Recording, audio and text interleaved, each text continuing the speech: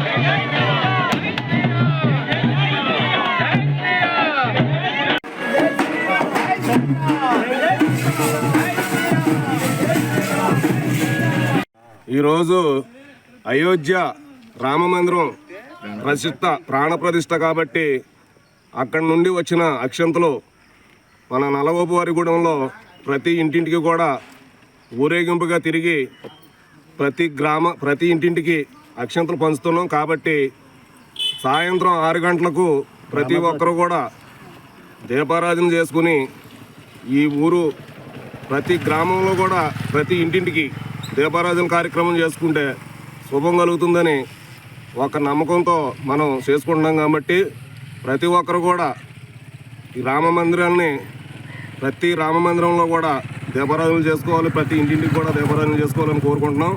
Jai Sriram.